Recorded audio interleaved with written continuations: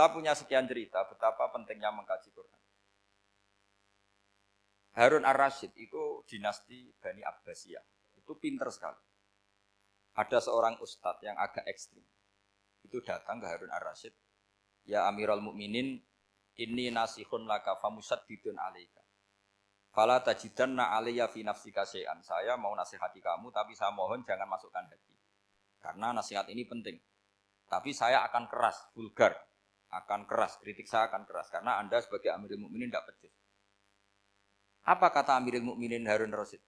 Uskut ya Ustadz. Sebagai riwayat uskut ya jahil. Kamu itu Ustadz bodoh, tidak usah banyak omong. Terus ditanya, kenapa saya bodoh? Terus dibacakan ayat faqula lahu qaulal layyina la'allahu yatadzakkaru aw yakhsha.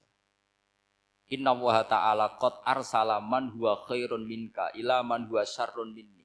Wa ma'a dzalika qala ta'ala faqula lahu qaulal layyina. Allah pernah menugaskan seorang yang lebih baik ketimbang kamu, yaitu Musa dan Harun. Musa dan Harun adalah seorang nabi.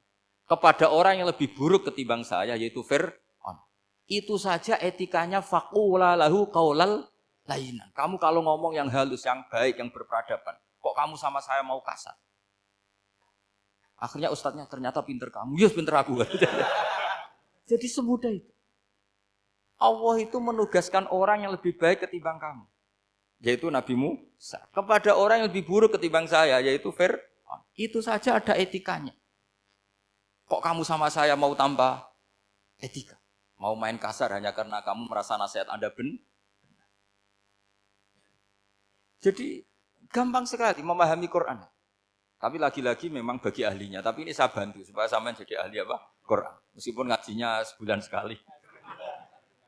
Sudah sebulan sekali tidak punya kitabnya. Sudah. Jadi ulama dulu kalau belajar Quran itu gampang sekali. Saya berkali-kali cerita. Yang kitab saya baca di rektorat itu namanya Syajaratul Ma'arif.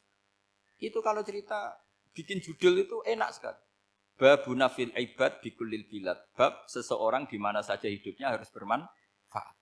Terus dalilnya itu hanya mengutip makalahnya Nabi Isa wa ja'alani mubarakan ainama kuntu. Ciri utama seorang nabi apa? Saya di mana-mana adanya berkahi orang lain. Jadi berkah bagi orang lain. Maksudnya tidak jadi problem bagi orang lain. Artinya kamu hidup entah di Jogja seperti Pak Ono orang Jember, saya orang Rembang. Hidup di Jogja manfaat, di Jember ya manfaat, di mana-mana manfaat. Saya pernah di Korea seminggu ya manfaat. Saudara kita TKI yang di Korea ya manfaat, di sana bikin masjid, bikin apa. Karena ngendikane Allah menceritakan Nabi Isa siapa? Wa ja'alani mubarakan ainama kuntu. Saya adalah orang yang di mana-mana berkah. Artinya manusia eksistensinya harus seperti itu, hidup di mana saja berkah. Gampang sekali memahami Quran.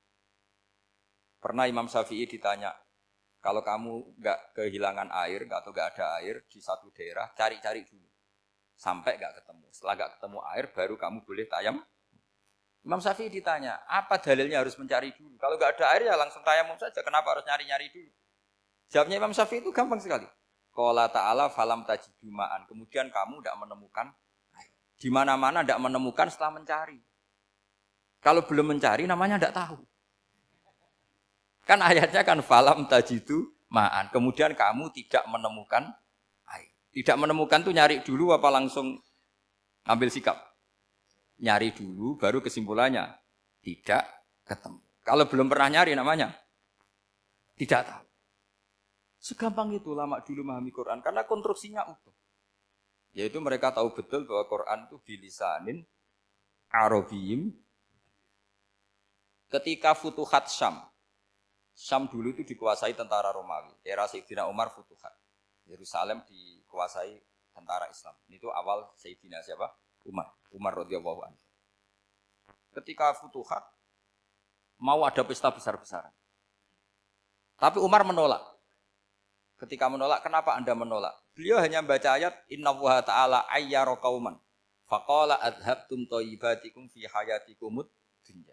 Allah itu mengkritik satu komunitas kaum yang zaman di dunia menghabiskan semua kenikmatan. Maka kita tidak perlu syukuran besar-besaran. Jangan-jangan jatah kita di akhirat kita habiskan di dunia. Itu adhabtum thayyibatikum fi hayatikumud.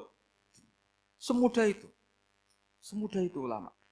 Rasulullah pernah dahar, pernah makan. Makan karena 3 hari gak makan Cara di Indonesia nggak makan nasi, nggak makan daging, sudah lama sekali. 3 hari Nabi itu hanya makan kurma dan air putih. Pernah Nabi nggak makan roti sampai 3 hari. Kalau Indonesia mungkin nggak makan nasi. Di hari ketiga, ada sahabat yang berbaik hati, Nabi disembelihkan kambing, dipotongkan kambing, Nabi disuruh dahar. Itu baru dahar setengah piring, Nabi berhenti.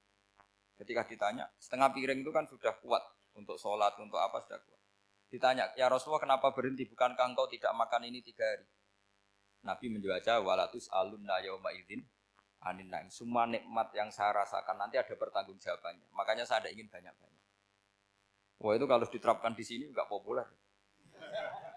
Makanya saya tahu gayanya ngaji Quran itu nggak siap dengan konsep-konsep Quran ini. Jadi segampang itu orang dulu. Nah karena apa ya itu tadi? Mereka tahu asbabun nuzul. Quran itu diturunkan dalam konteks apa? Lafat ini arahnya kayak apa?